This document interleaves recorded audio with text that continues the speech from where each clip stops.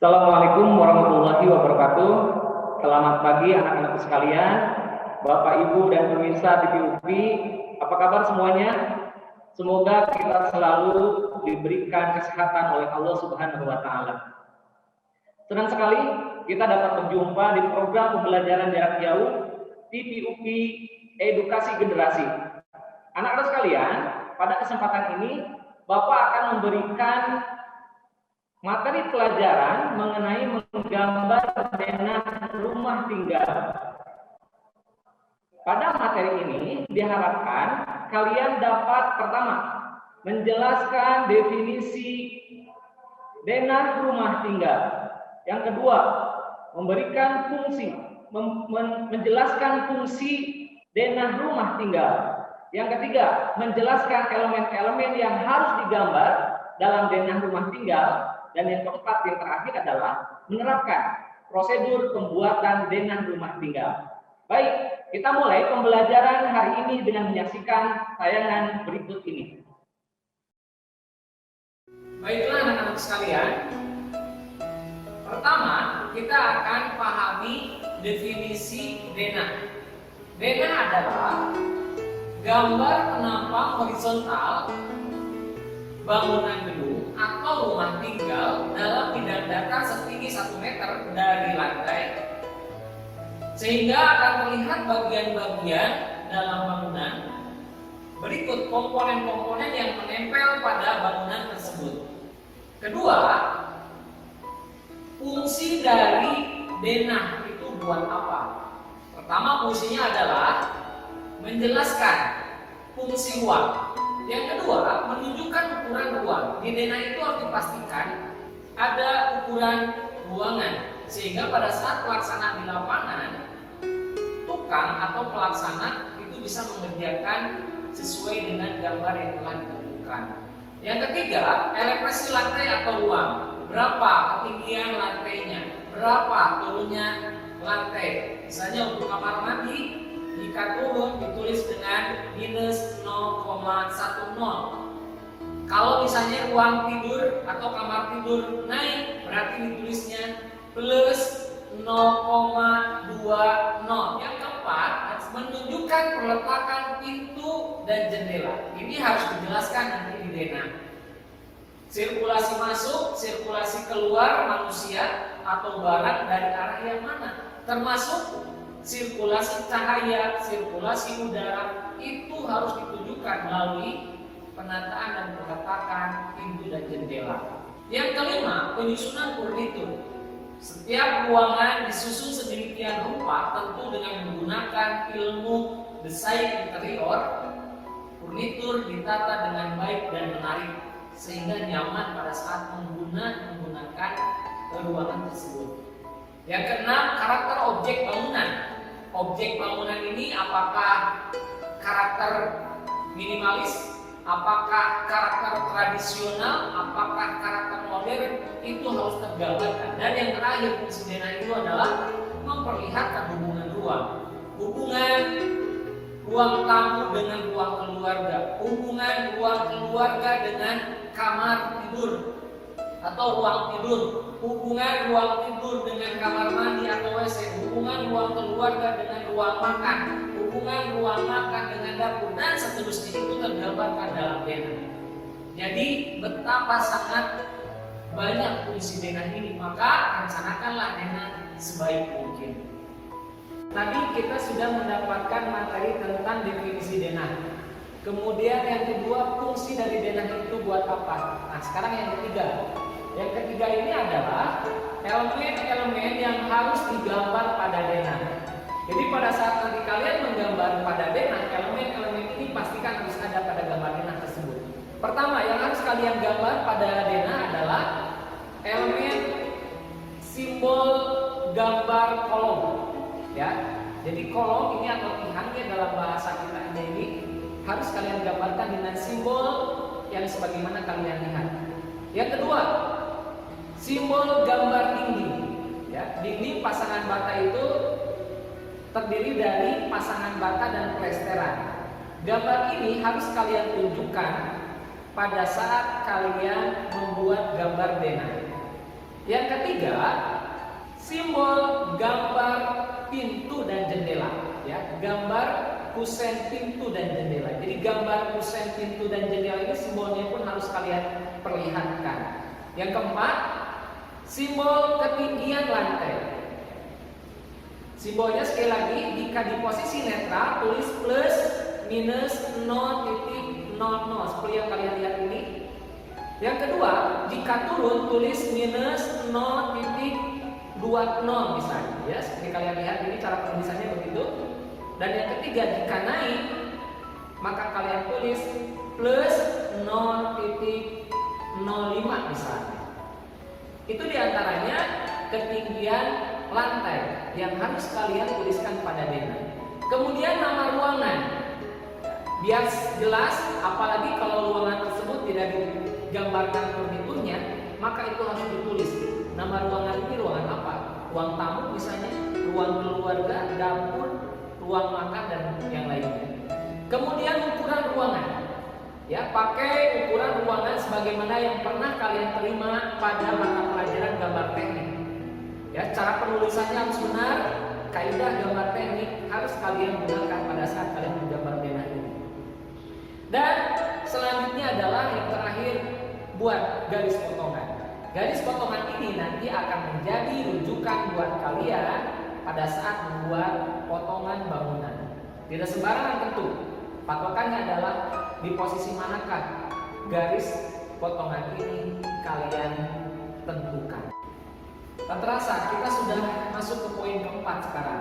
Setelah tadi definisi, yang kedua fungsi, yang ketiga elemen-elemen yang harus digambar pada denah. Nah, yang keempat ini yang tidak kalah pentingnya buat kalian, yaitu merencanakan denah rumah tinggal. Bagaimana langkah-langkah praktis yang harus kalian lakukan pada saat nanti kalian merencanakan denah rumah tinggal. Ada beberapa langkah yang harus kalian paham. Yang pertama adalah pastikan kalian harus tahu dulu kasus yang akan kalian hadapi. Misalnya, kasus tersebut misalnya kalian menemukan kasus dalam satu anggota keluarga, katakanlah keluarga A, dengan 3 anggota keluarga, ayah, ibu, dan anak, menginginkan desain rumah mungil di ukuran 6 meter kali 14 meter.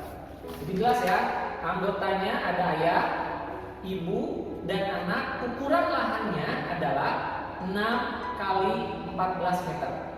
Selanjutnya adalah dari hasil analisis kasus yang sudah kalian temukan tersebut, tentukan sekarang data penghuninya. Berarti siapa? Pertama ada ayah, yang kedua ada ibu, dan yang ketiga ada anaknya 1 orang. Ya, jadi ada tiga orang di anggota keluarga tersebut. Kemudian setelah menentukan data penghuni, kalian sekarang membuat program ruang. Pada penentuan program ruang ini, kalian tentukan jumlah ruangannya, ya, beserta ukurannya. Ada apa saja? Ada kamar tidur, ukurannya berarti 3 kali 3 misalnya.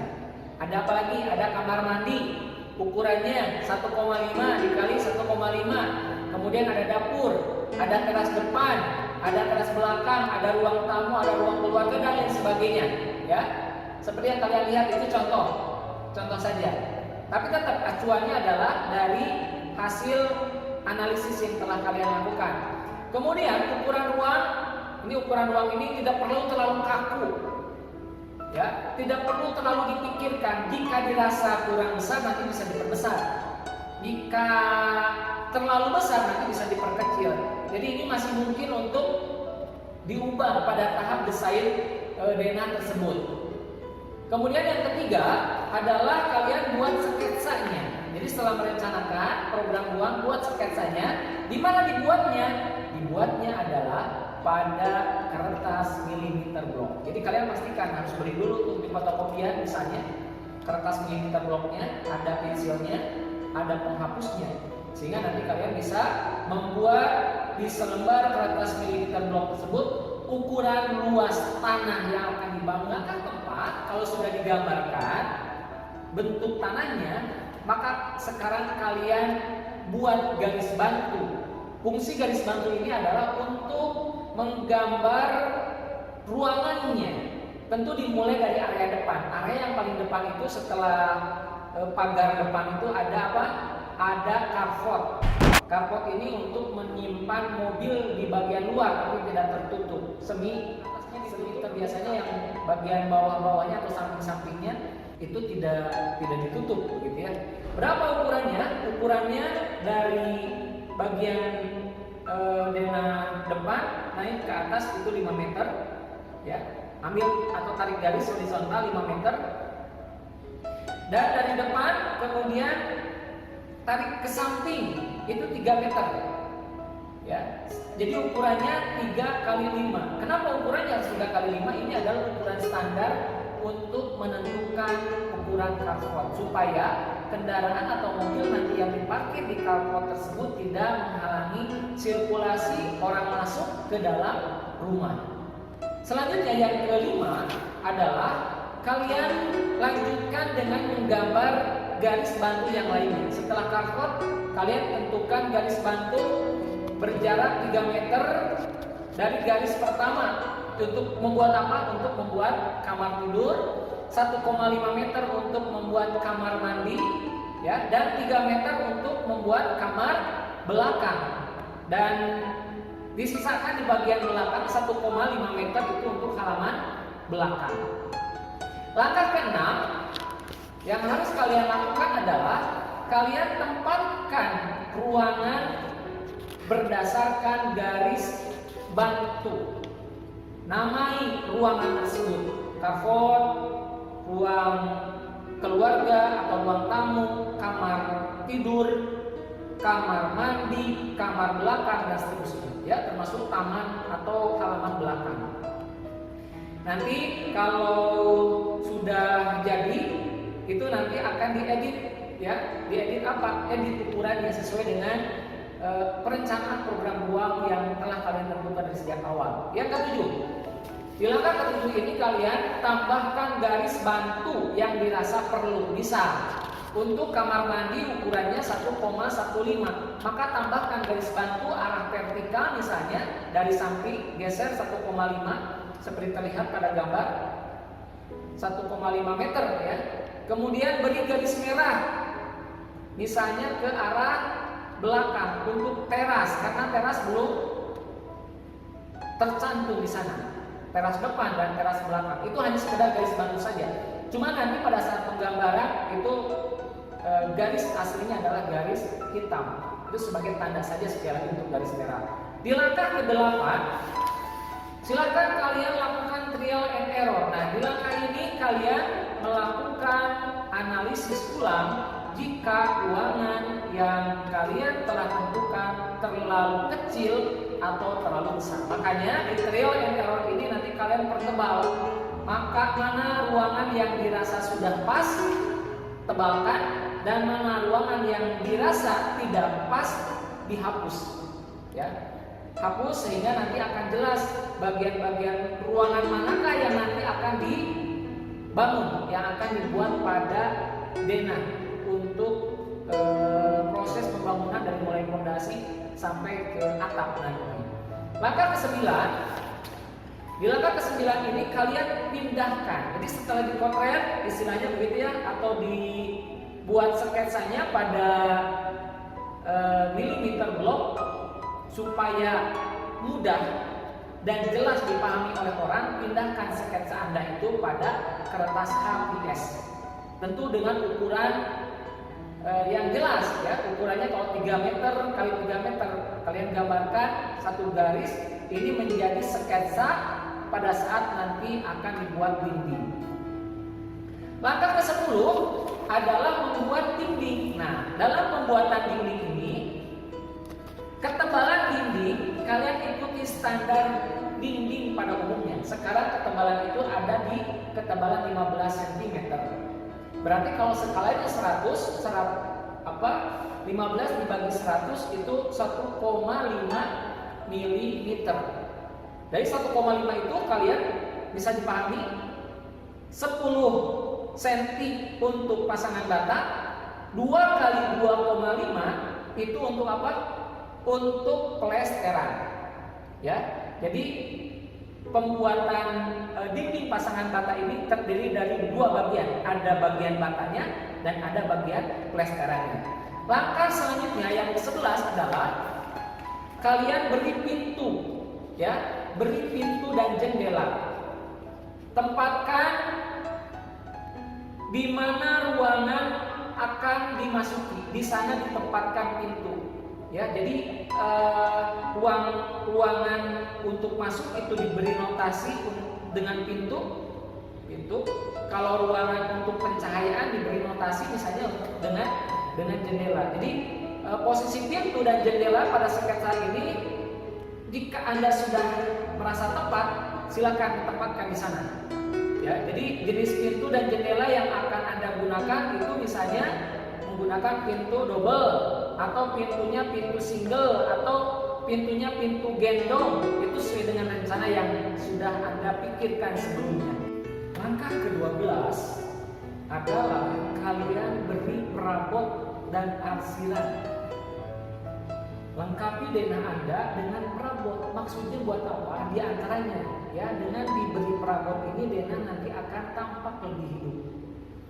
Anda juga bisa membayangkan bagaimana keluarga Anda nanti beraktivitas nanti setelah rumah itu jadi.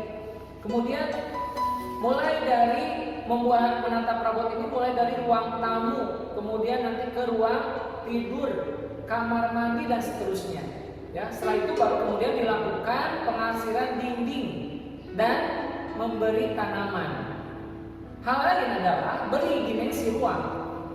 Dimensi ruang yang kalian nanti buat, tentu dimensi ruang menggunakan kaidah gambar teknik. Ya. Judul gambar, jangan lupa judul gambarnya kalau denah beri nama denah. Di bawahnya beri skala. Skalanya skala berapa? Misalnya skala 1:100.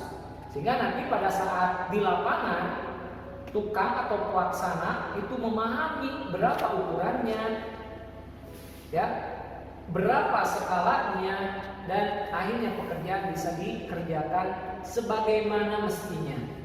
Terakhir, evaluasi ulang. Bisa sih evaluasi ulang ini tentunya Anda ingin agar rumah yang Anda rencanakan itu menjadi rumah yang nyaman. Nyaman tentu bukan untuk diri sendiri saja, tapi untuk seluruh anggota keluarga atau untuk owner yang Anda rencanakan. Maka supaya nyaman, ajak berdiskusi. Keluarga Anda ajak diskusi. Owner yang memberi pesan kepada Anda untuk merencanakan denah itu ajak berdiskusi. Sebab jika nanti ada seperti yang disampaikan di muka tadi, denahnya kurang, ruangan pada denah tersebut kurang besar, ruang kamar mandi kurang besar, ruang tidur kurang besar, maka bisa diperbesar. Kalau terlalu besar, itu bisa diperkecil. Nah, di tahap evaluasi ini, sebelum nanti dilanjutkan ke menggambarkan gambar tampak atau menggambar potongan, arsitek atau Anda sebagai drafter sudah memastikan bahwa dengan saran yang disampaikan itu tidak berarti cuma-cuma, tapi saran tersebut bisa menjadikan rumah yang Anda rencanakan menjadi rumah yang nyaman.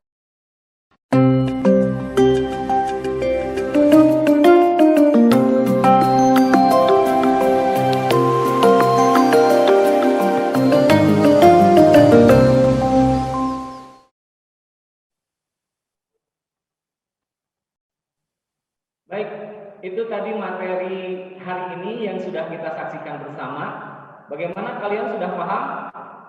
Jadi, kesimpulan dari materi hari ini adalah yang pertama, denah merupakan penampang horizontal bangunan gedung atau rumah tinggal yang dipotong setinggi 1 meter dari lantai sehingga akan terlihat bagian-bagian bangunan berikut komponen-komponen yang menempel pada bangunan tersebut. Yang kedua, fungsi dari denah rumah tinggal, yaitu yang pertama menjelaskan fungsi ruang, kemudian menunjukkan ruang, ya. Yang ketiga menunjukkan elevasi lantai atau ruang, selanjutnya menunjukkan peletakan pintu dan jendela, kemudian penyusunan furnitur, pada denah tersebut, karakter objek bangunan apa yang akan ditampilkan pada denah tersebut, dan yang terakhir memperlihatkan hubungan ruang. Yang ketiga, elemen-elemen yang harus digambar dalam denah. Jangan lupa, yang pertama adalah simbol atau kode kolom. Yang kedua, simbol dinding. Yang ketiga, simbol kusen pintu dan jendela. Kemudian penyusunan elevasi lantai, ya. Jadi simbolnya harus diperlihatkan, simbol elevasi lantai. Kemudian yang kelima, nama ruang. Yang keenam, dimensi ruang atau ukuran ruang. Dan yang terakhir, garis potongan. Hal yang harus kalian perhatikan pada saat nanti kalian membuat prosedur atau membuat denah, ya, prosedurnya adalah pertama, tentukan data penghuni. Yang kedua, buat program ruangnya. Yang ketiga, simbol buat sketsa lahan, ya. Jadi membuat sketsa lahan pada kertas milimeter blok, kemudian membuat garis bantu pada milimeter blok tersebut, ya, pada kertas milimeter blok tersebut. Selanjutnya yang kelima, menempatkan ruangan-ruangan berdasarkan garis bantu. Yang keenam, tambahkan garis bantu. Yang ketujuh, lakukan trial error. Ya, jika nanti ada kesalahan atau hal-hal yang bisa diperbaiki, nanti di sini kalian lakukan. Yang kedelapan, pindahkan denah yang telah dibuat di milimeter blok ke kertas HPS. Kemudian kalau sudah, pertebal, ya, garis dindingnya dan beri pintu dan jendela. Sirkulasi masuk, sirkulasi keluar, sirkulasi udara, sirkulasi cahaya, nanti di sini nanti kalian akan tempatkan. Kemudian yang 11, beri perabot dan arsiran, dan yang terakhir, lakukan evaluasi. Nah, jika anak-anak sekalian ada pertanyaan, silahkan kalian tulis melalui WhatsApp group, ya, yang telah kita miliki, atau melalui Google Classroom yang sudah kalian miliki dan di kelas kita biasa komunikasi di sana. Bapak tunggu pertanyaan-pertanyaan dari kalian semua. Sekian pertemuan kali ini. Semoga kita selalu dalam keadaan sehat dan tetap semangat untuk belajar. Saksikan terus program pembelajaran jarak jauh setiap Senin dan Kamis pukul 9.00 sampai jam 12.00 hanya di TV UPI Edukasi Generasi. Terima kasih. Assalamualaikum warahmatullahi wabarakatuh.